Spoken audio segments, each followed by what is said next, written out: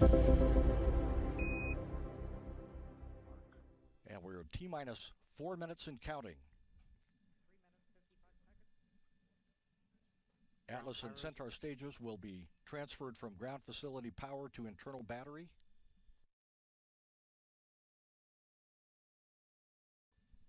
At T-minus 1 minute 55 seconds, the team will command the ground launch sequencer to start, followed shortly by securing the Centaur liquid hydrogen and liquid oxygen topping activity.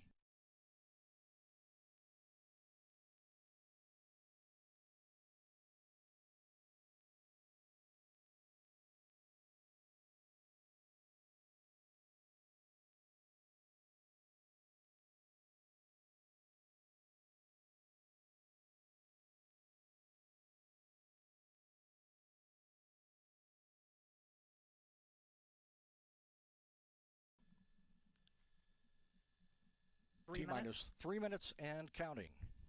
A brief look at the Mission Director Center in the Atlas Spacecraft Operations Center.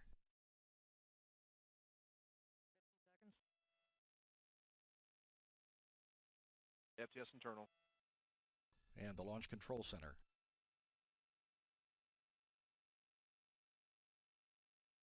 Flight termination system is on internal. Everything is going by the timeline. Standing by to transfer the Atlas power to internal and the Centaur power to internal in about 25 seconds. Once again, crowds gathered expectantly awaiting today's launch, a little more than 2 minutes away.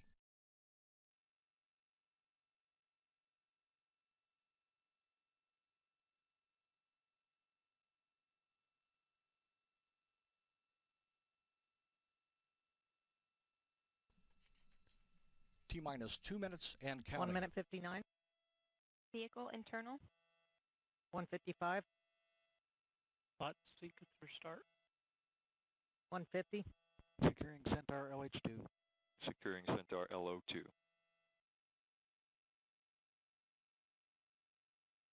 140. Launch enabled. 137. Flight control system is to launch enable. FTS armed. In the final minute, the Atlas tanks will be verified at flight pressure, followed with verification of the Centaur tank pressures. 1 minute, 21 seconds and counting. OCUs armed. FCS count started. 115. 110.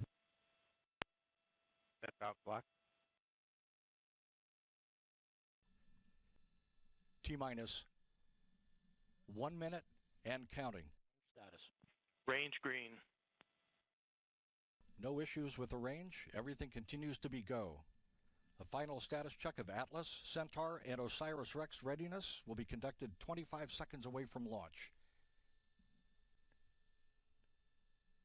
T-minus 40 seconds. Stable at step 3.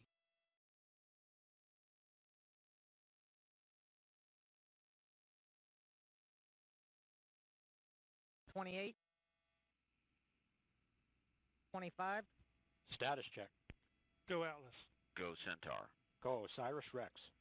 Everyone is go. Standing by for launch. After liftoff, you'll hear the voice of United Launch Alliance's Marty Malinowski providing launch vehicle ascent data. 10 seconds. 9, 8, 7, 6, 5, 4, 3, 2, 1. And liftoff of OSIRIS-REx, its 7-year mission to boldly go to the asteroid Bennu and back. Firing look good. Calculating pump speeds and checker pressures are within family. Repeat chamber pressures have plateaued, begun to ramp off. Heard the voice of Marty Malinowski. The Atlas has begun a pitch and yaw maneuver to steer to its planned path, 28.5 degrees inclination from the equator. SRB chamber pressure is almost plateaued at this point. Marty 180, checker pressures look good. 45 seconds into flight. Roll program is complete. Boosters throttle down. And the Atlas rocket carrying OSIRIS-REx has gone supersonic. Standing by to pass through max Q, maximum aerodynamic pressure. Max Q, vehicle body rates continue to look good. This is the point when the mechanical stress on the rocket reaches its peak And because booster of the has rocket's throttled back up. velocity and resistance created by the Earth's atmosphere.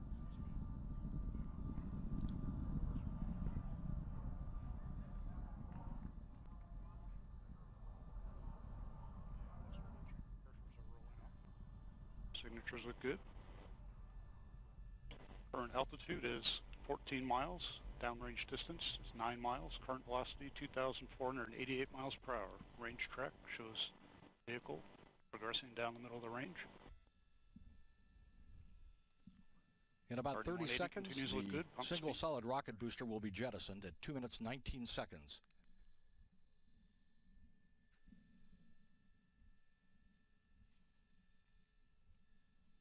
And booster has throttled back down. It's now 50% of its liftoff weight. Next major event will be SRB jettison, coming up momentarily. we And have you see the indication. solid rocket booster jettison. Separation looks good. Vehicle has enabled closed loop Q alpha steering. RD-180 engine continues powering the Atlas, Centaur, and OSIRIS-REx into space. Next major milestone will be booster engine cutoff, 4 minutes and 2 seconds into flight. Valve has been fired. That system is now pressurizing to flight level. Signatures look good. Current altitude 40 miles, downrange distance 75 miles, current velocity 5,988 miles per hour. Range track looks good.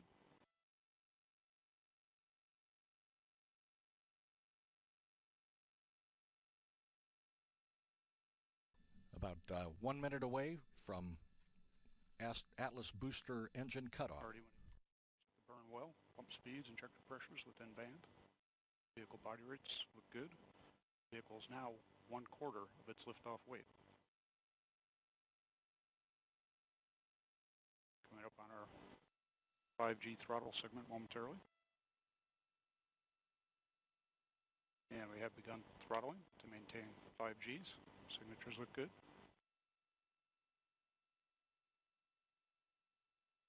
Boost phase cooldown is underway.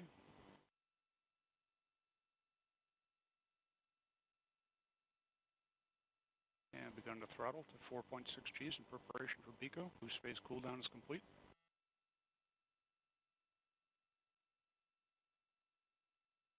And we have BECO. Engine shutdown looks good. Booster engine cutoff confirmed. Standing by after And we have spacecraft separation for the Centaur single RL-10C engine to ignite. We have ignition and full thrust on the RL-10. Coming up on payload for jettison. Everything continuing normally. The Centaur engine producing 22,900 pounds of thrust, and it will burn for just over 8 minutes. Centaur body rates look very good. The steering has been enabled.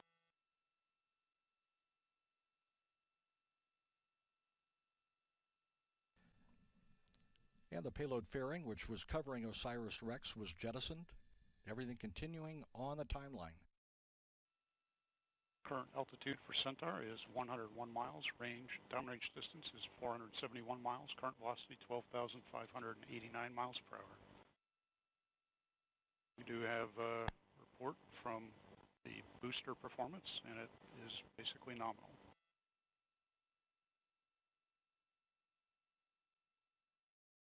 Centaur PU is currently on the Oxford stop. Chamber pressures look good. Ox pump discharge, fuel venturi, and pump speeds all are good.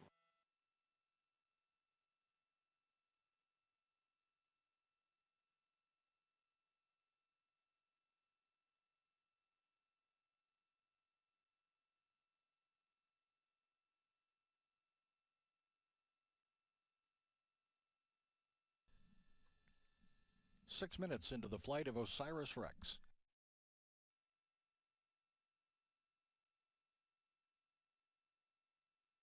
RL-10 continues to perform well. Chamber pressures, LOX pump discharge, and fuel venturi all within expected range.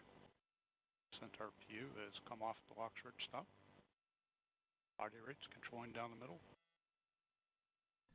About 6 minutes left in the Ready. burn of the Centaur engine. Battery voltages all are stable at this point. Tank pressures look good.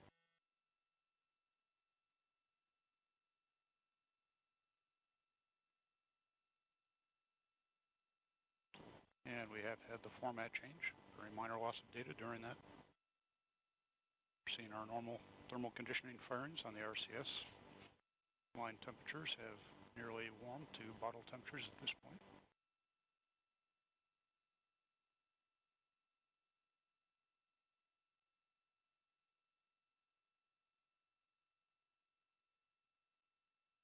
Once again, you're hearing the voice of United Launch Alliance Marty Malinowski Range track. calling the ascent of the vehicle. We're still making good progress down the middle of the range. And Centaur has begun RAN steering at this point.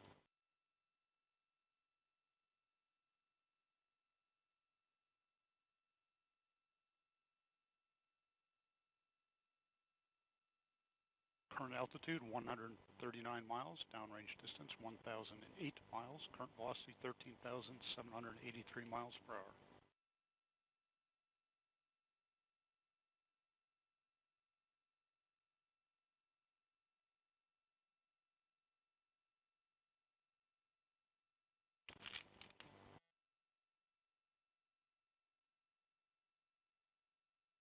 And the RL-10 continues to perform well. Chamber pressures, LOX pump discharge, and venturi all where we would expect for the SETMR. Centaur body rate still controlling down the middle.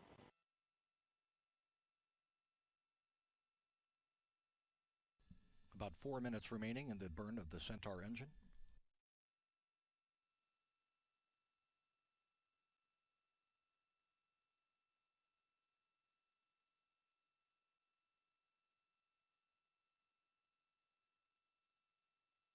You can see the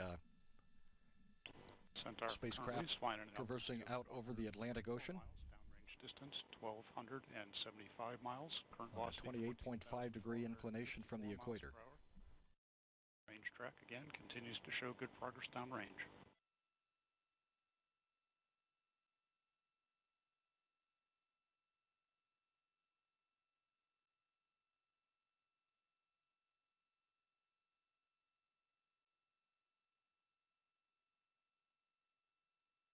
Centaur PU has worked off most of the oxidizer air at this point, controlling near nominal.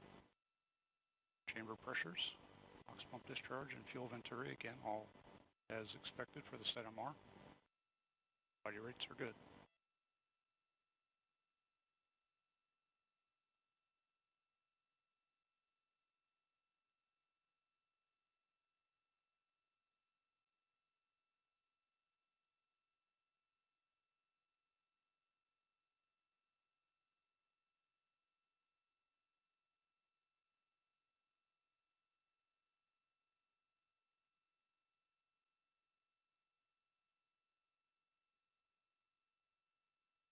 Centaur continues to perform well. Current altitude 145 miles. Downrange distance 1,597 miles. Current velocity 15,333 miles per hour. Just a little over 10 minutes since launch, and everything continues to go well.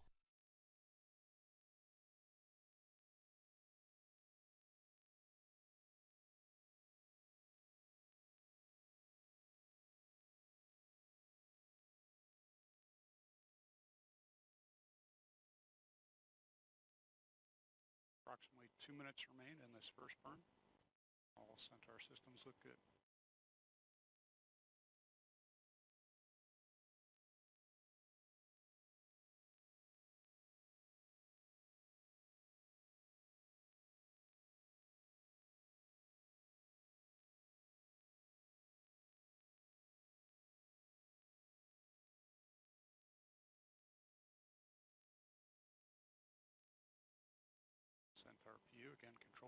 phenomenal. RL-10 performance continues to look excellent. Body rates controlling down the middle.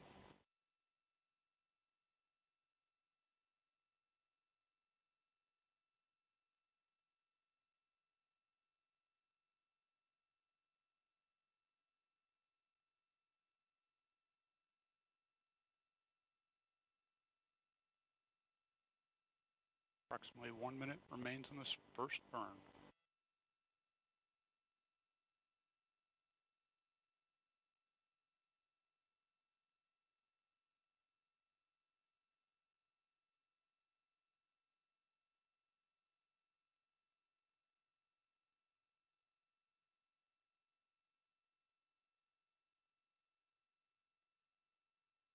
Standing by for the second stage Centaur engine cutoff. 138 miles, downrange distance 2,143 miles, current velocity 16,942 miles per hour.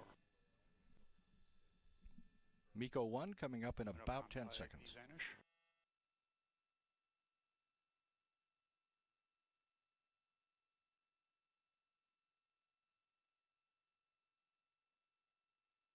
And we have IAP vanish. Centaur is now orbital.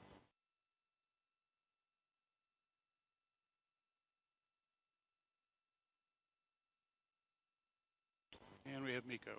Engine shutdown looks good. MECO is We have confirmed. safety flight termination system. Centaur has gone to 4S settling.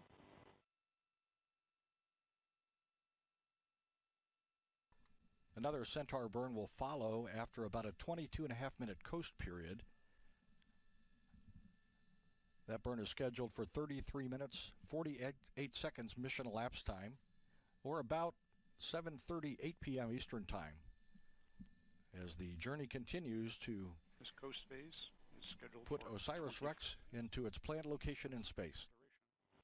Followed by a second burn of 407 seconds, and a final coast to spacecraft separation of 15 minutes.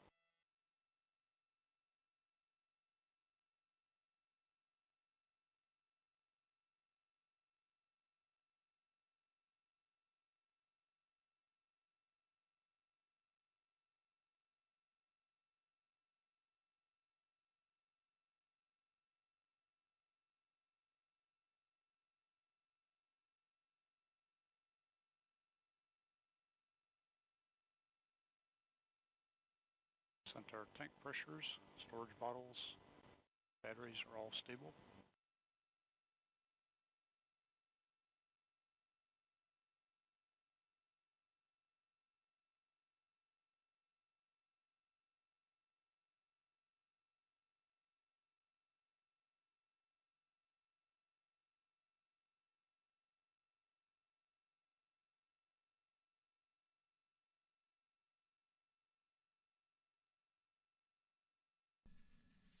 The Centaur engine will burn once again before finally releasing the OSIRIS-REx spacecraft into space about 55 minutes and 38 seconds after launch.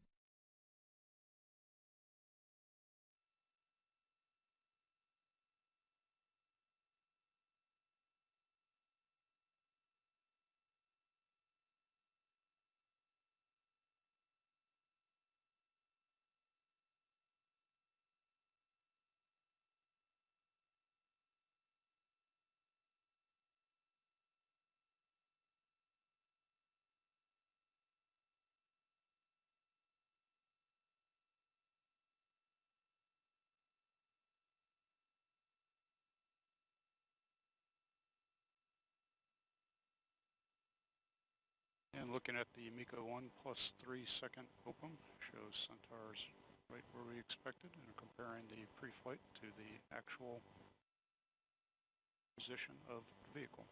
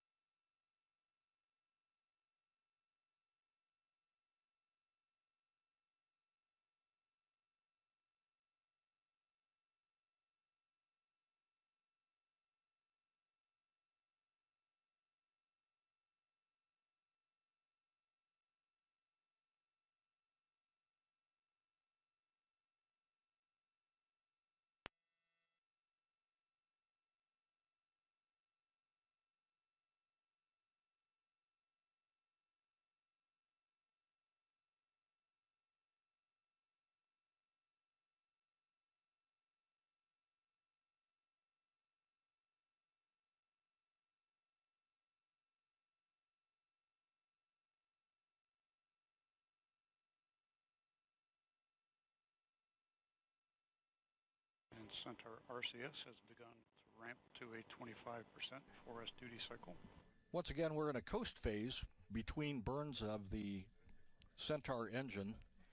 We're expecting that the next burn will begin in about 16 minutes. And right now, while we are awaiting the engine restart, we'd like to show you an interview that NASA Communications Representative Josh Finch conducted with NASA Chief Scientist Ellen Stofan.